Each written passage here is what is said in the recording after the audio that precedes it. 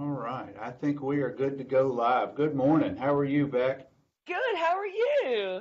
I'm doing great. Good morning, guys. This is Bernard Nomberg with another weekly episode of Nomberg Law Live, and I'm so pleased to have Rebekah Keat, a world-class athlete, with me today. Beck, I know you're originally from Australia, but now you reside with Siri in Colorado, just doing some amazing things, and I appreciate you giving me a little bit of your time this morning. Yeah, no worries at all. We are just talking about the weather. Where it's been snowing last week, but we thankfully no snow right now for the beautiful horses. It takes a lot of time to blanket our 15 horses when it's snowing. It's cold work.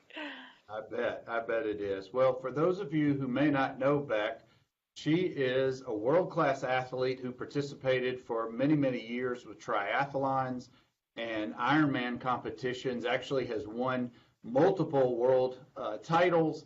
I know that over the years that has been um, your go-to, what you're known for. Yep. But I hate to use the word retired as an athlete because we never want to think of ourselves as retired, I but maybe know. from that level of competition. But you do so much more, and those are the things I really want to get into. But before we get into what you're currently doing, Beck, share with the audience a little bit about your athletic background, if you will. Yeah, so it was a really hard transition, and my whole identity I felt like was wrapped up in the sport of triathlon. I started when I was 16. I played all sports and decided triathlon was my niche, and from 16 years old till 37 years old, 38 years old, I was a professional triathlete. I turned pro at 17, which was really, really young. Won my first junior world title in my first Australian team in 1996, and then went on to win a duathlon world title in 1998, and then placed several Aussie champs and quite a few iron distance wins over the years. But the transition was really hard. Everything was focused on swim, bike, run. I ate, I slept, I drank. It's a very selfish sport, but yeah, when you're at that level, you kind of need to be selfish. But yeah, it was a big transition, and for me to actually make that move, I remember I went to a Tony Robbins event, and it was Unleash the Power Within. I did not want to go. I was dragged there by my wife. And she said, let's go. I said, oh, I drink the Kool-Aid. I didn't even know, excuse my ignorance, who Tony Robbins was. And I was in there, and it was in that moment that I realized that the sport didn't define who I was, and there was so much more to life, and the fulfillment just wasn't there anymore. So animals was my love, and I knew I needed to do something in regards to animals and be able to give back in the biggest way possible. And that's when we started our horse rescue, and it's absolutely more fulfilling than winning even a world championship. It honestly is. I bet, and I know that. Well, I'm going to bet that you're even busier now with your two different endeavors than you were when you were a professional athlete. That is absolutely true, Bernard. It really is. And I know you guys with your work, it's the same. It's just you never stop. And with triathlon, I mean, we got to eat and sleep and rest and nap and recover and have baths during the day and legs up and massages. And yeah, I don't stop because every day I want to be able to make some small difference to one horse's life if I can. So you're right. I have an hour to work out. I used to work out 8 hours a day, 5 to 8 hours a day, and now I have an hour, and I can just squeeze it in, and I make it happen because it's in me. It's who I am. But every other second is spent either training my athletes or working with the horses. Well, from what I know from you, having listened and participated in a prior call with you and reading so much about you, I know that right now one of your two main endeavors is the Team Serious Triathlon Club. hmm Talk to us a little bit about the club and what you do for it. Yeah, so this was a crazy one. I actually when I decided I was going to retire in 2016 at the end of the year, and I went to that event. I thought, okay, well, what can I do? And I knew it would be involving animals, but then I didn't have the financial freedom to be able to create what we wanted with our rescue horses and our rescue we currently have.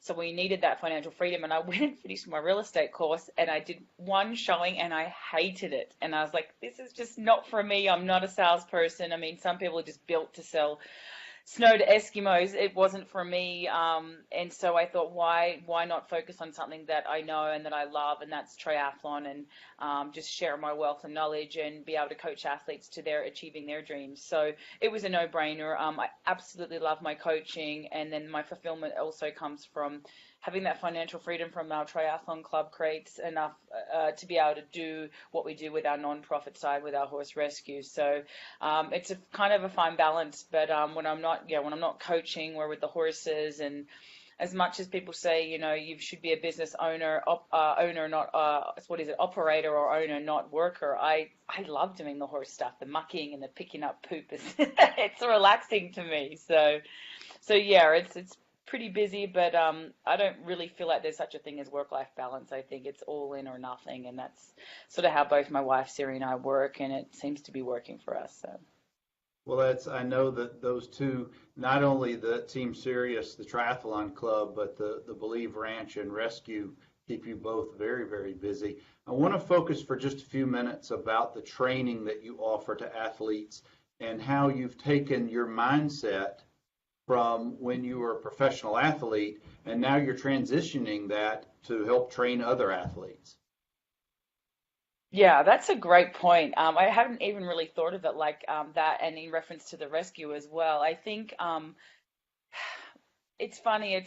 I wouldn't say it's a winning mindset. I guess if you want to cliche call it winning mindset, but for me, it's just having that same drive and passion and determination and relentless attitude and never give up that I had for the sport. It went straight into my coaching and my horse rescue. For me, it was just it's an intrinsic thing, and I think it can be trained too. I think there's people that are very, very talented and gifted in sport or in life or in whatever they do in business, and they don't have to work as hard at things. But I still think that nothing negates hard work, and even if you are talented, and I was a talented athlete, but I mean, I remember telling Siri that in the first 10 years in the sport, I never had one day off. I can't remember. I know even when I was sick, which is not healthy, I trained when I was sick. I think I would have had days off when I was flying to races, but I couldn't remember in the 10 years from when I was 16 to 26 having one day off. And I remember Gary Vee always talks about that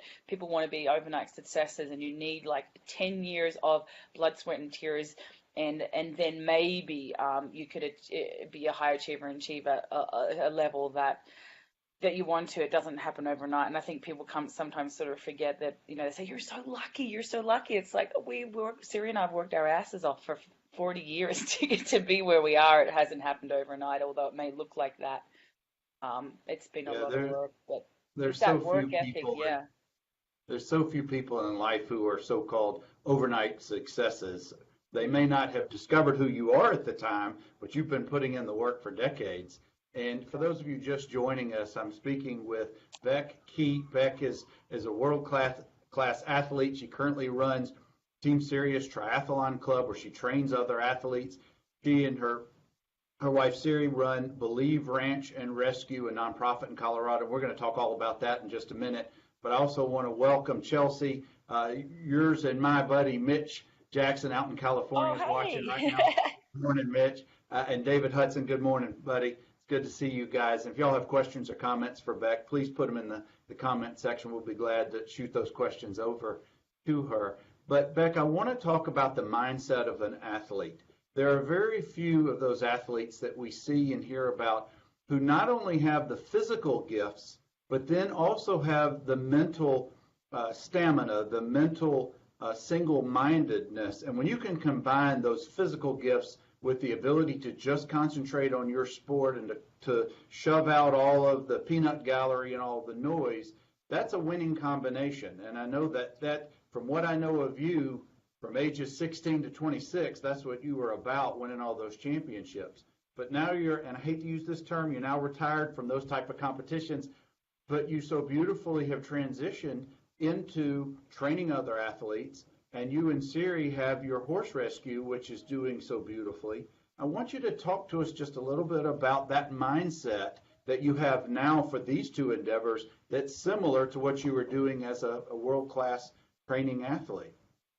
Yeah, and we talked a little bit about that. Siri and I actually were interviewed about that recently, about the whole mindset and where it comes from, and whether it's intrinsic or it can be trained. And I think that it's a bit of both. Mine's definitely mostly intrinsic. And we thought about all our friends that we know that are world champions or an extremely high level, the top 1%ers in the world at whatever they do, whether it's sport or life or a business. And all of them have been through a massive struggle, but they didn't become the victim of that struggle. They became their own superhero. So we say they've been through a struggle where you wouldn't even believe some of the stories that when we think about it, the things that they've been through, but it was the gift in that struggle that they used for themselves. They didn't play the victim. And I think even with Siri, what she went through as a child, I won't go into that, but it was pretty horrific. And I thankfully had a lot of love when I was a kid, but my struggle was that I was a twin, and my twin was better at everything, and every day getting knocked down by your sister, better at school, better at sport, she was age champion, school captain. And I just got to the point when I was 16, I was like, I'm done. Like, I need to find me. And I did triathlon, and thankfully she wasn't a good bike rider. It was the only thing that I was better at than her. And I finally remember beating her for the first time ever in my life from when we started sport when we were like 6, 7 years old. When I was 16, I first beat her. And then she kind of quit all sports and sort of changed her trajectory and started becoming more of an academic. And I was always sport. But it was those struggles, I think the gift in those struggles that ended up making us champions. And I think about every world champion with athletes that I know, and all of them have been through some very, very tough times. I mean, Chris McCormack is a former world champion at Hawaii Ironman. I think he's a 3-time world champion. And he actually, the first time he won, he'd lost his mum that week of the race. And for him to go and win, and his mum and him were so close, it was incredible. And I thought, wow, that's amazing. And I lost my dad a week before my best ever world championship performance at the Hawaii Ironman World Championships. And I'd lost dad the week before, and I used the gift I got from him that he was doing it for his mum. And in that race, in that time, I think that's where I was using those strengths to really for my performance. And I think it's definitely recognizing that struggle and what is the gift right now, even though if you don't recognize it at the time. I think that's really something that we recognize with a lot of the top athletes is the struggles they've been through, and that they've come out on top because of that. Isn't it amazing what motivation can do for a person? Yep, It, exactly. it just propels you, whether it's you remembering first defeating your sister at an event, or whatever our life experiences are. It's amazing what gets into the mind of an athlete. Now, let's talk a little bit about the horse rescue that's going so beautifully right now. Talk to us a little bit about it. You're based in Colorado, but you're not limited to Colorado, I understand. But tell us about that. Yeah, so when I retired from the sport, I wanted to be able to give back in a massive way, not just to my athletes, but to animals. And we saw a video online about what happens, and the problem is there is really no social awareness about this, and we realized we need to be the horse's voice, and or the voice for the horses. And originally we were saving dogs, trying to help dogs being saved from euthanasia and kill shelters. And as much as it's still awfully painful to see and to hear about, they're euthanized humanely. And we saw a video of these horses being shipped from auction to the feedlot to slaughter in Canada and Mexico, how they were shipped, how inhumane it was, how they were killed, how they were dismembered when they were still alive, and how much they suffer. And I said, this is what we need to do. And I grew up on a farm, so I'm a farm girl at heart, and had horses, and not a great rider, but I loved animals. Anything, I feel like any sort of animal cruelty, I almost could probably put myself in jail if I saw somebody abusing an animal, because for me, it just pulls so hard at my heartstrings. And I almost love animals more than humans sometimes. And these horses needed a voice, and we saved our first 2 horses in like within weeks of seeing, I think 2 weeks of seeing that video on our little 2-acre property. And then we're like, the only way we can do more right now before the SAFE Act passed, which is an act in Congress which will stop the shipment of slaughter, which hasn't passed yet. It hasn't passed in 10 years. And we're working together with people to do that. But we're like, we just need to save as many as we can. So we bought a property, completely bit off way more than we can chew. And we're just making ends meet, but we have 30 acres and we have like 17 horses out there right now. Actually, I can show you. You can Oh, see I'd some love of to them. see This them. guy here, I don't know if you can see, but he's one of them. He's Yes. staring right at the camera. So we have, yeah, we have 17 right now. Some were ones we thought we'd have to euthanize, but they just want to live and they just know they've been given a second chance, and I love every single one of them. Well, clearly from all of your social media, you guys, you love what you're doing. And I need an updated total. I want to say that there's been at least 80 horses that have been saved in this past year or so. Yep, it's 86 now. We just saved 2 drafts the other day from auction, so we're up to 86. Now, if people want to get involved with your efforts, today is Giving Tuesday on the Yeah. internet, I see. So what are some ways that people can help with the Believe Ranch? Well, that's amazing. Thank you so much. One way today would be, it's pretty actually easy to do. If you go to your Facebook and start a post, you can actually go down and choose a charity or a fundraiser section on the actual post, and you scroll down. I think it's a little red option that you tick, and it says start a fundraiser, and then you can choose Believe Ranch and Rescue as your charity. And for every $1,000 from each campaign that's done, so I have 3 going, one on each of my social media, Facebook match $1,000. So I think we've actually got close to 2,000 already for that, which is amazing. And for example, a bale of hay costs $10. So we spend about $50,000 a year on hay, which is crazy when I think about it. But $1,000 would actually feed our horses for like a couple of weeks. So it's amazing. And that would be one way to do it today. And our website, we have donations, we have monthly sponsors. All of our horses, you can actually be their own personal sponsor. I think we have about 15 on our page there on www.believeranchandrescue.org. But really just spreading the word, getting the awareness out there. I'd love to quickly talk about the SAFE Act. So what it is a Safe American Food Export Act. It's a way that the Humane Society and the ASPCA have come together, and they've created an act that they hope to pass in Congress in April. It will go to vote, hopefully, because it has enough co-sponsors right now for the first time ever in 10 years. And it will stop the allowing of horses to be shipped to slaughter in Mexico and Canada. And obviously they have things in place to intercept the horses that aren't going to be shipped anymore. They have a lot of rescues, giving more space. They have a lot of just private owners being able to allow the horses to be there, because 100,000 every year is shipped to slaughter. So, and it's more the way they're shipped and how inhumanely they are killed in Mexico. They really don't have any control there. I don't even want to go into it, but it's the way they're killed as well. So if we pass that SAFE Act in April and bring that social awareness to the local congressmen, then I think that will really, really help. Just getting, the grassroots people to know about horse slaughter.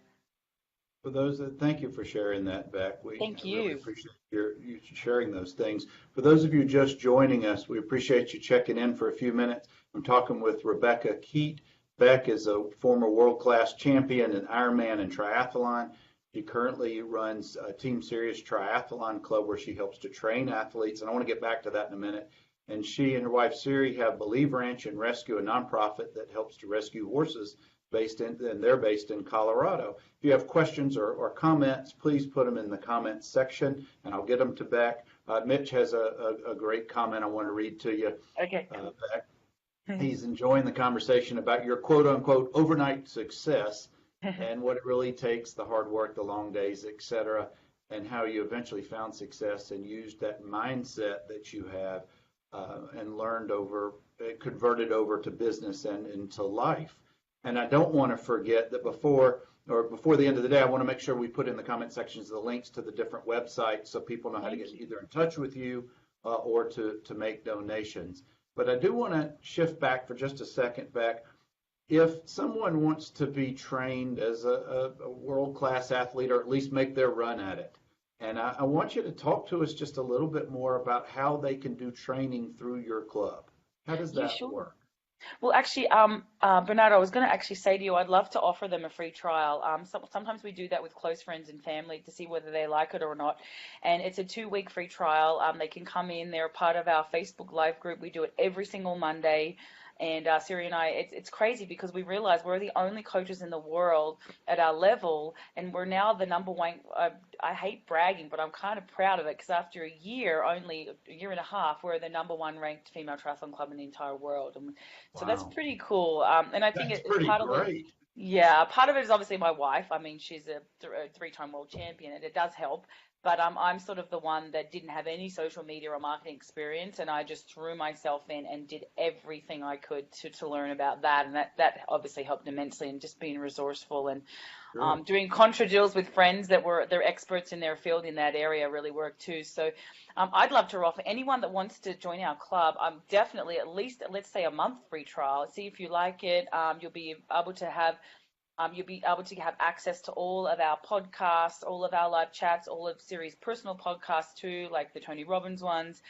We have free online training plans in there also for beginner level. We have off-season programs, starter season program for people just getting into it, beginner, intermediate, and advanced. And they're actually all free as part of the club. So if anybody wants to try one of those, I'm happy to give you guys that and see if you like it. And it's really simple. You literally go to teamserioustriclub.com and you can join there. We actually have till the end of the day, funny you ask, for Giving Tuesday, or it's an extension of yesterday's, what was it called?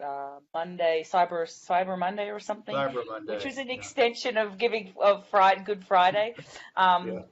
We're offering right now half price membership for $222 for the whole year, and a $525 training plan, which can be a beginner Olympic, a half Ironman, or an Ironman plan for $99. They're normally $525. So that just actually goes to the end of the day as well. So if they wanted to get anything like that, they can just reach out to me and I can. Beck, that's fantastic. Thank you for offering that. And hopefully Sure. folks will pick you up. What age are you targeting, or ages are you targeting to be trained through the club? Honestly, every single age group. That was one of the chokeholds, I think, that David Mimran Scott pointed out, and Mitch Jackson and I were like, a light bulb would be going off in his head too, because one of the things I learned from David Mimran Scott, who's just my hero, and that's sort of what got me to build the club doing his marketing mastery course, was who's your buyer persona? And I said, well, they're elite age groupers and pros. And he said, oh, there's very few of them. And I'm like, huh. And then his little wife, Yukari, went on the website and she goes, can I give you a little tip? I said, yes. And she said, it's a little intimidating. I said, really? And I had no idea. I'm like, you are so right. It's all pros. It's all really fast people, ripped to shreds. Like, if you're just a beginner, you're going to get on that website and go, oh, this is not for me. And we realize, oh, my God. And they're the people that I love to coach. Like, pros are so selfish and sometimes don't show a lot of gratitude. These age group guys that I coach that are everyday weekend warriors, people that are like have gone from 400 pounds to 200 pounds with 5 kids, work 2 jobs. They're the guys that I love to help because it's easy for me. Beginner is really easy because I know I can really help them improve really quickly. So I realized that our key persona, or our key buyers our key market was not your pros. It was actually your everyday weekend warrior beginner triathletes. And that's where we shifted the whole website and the whole marketing towards that. And so that's more kind of our market now. And it's, for me, I actually love it way more than coaching, top age groupers or pros. So, and that was something that really had to shift. That it was a big sort of blind spot in our business, and it was huge.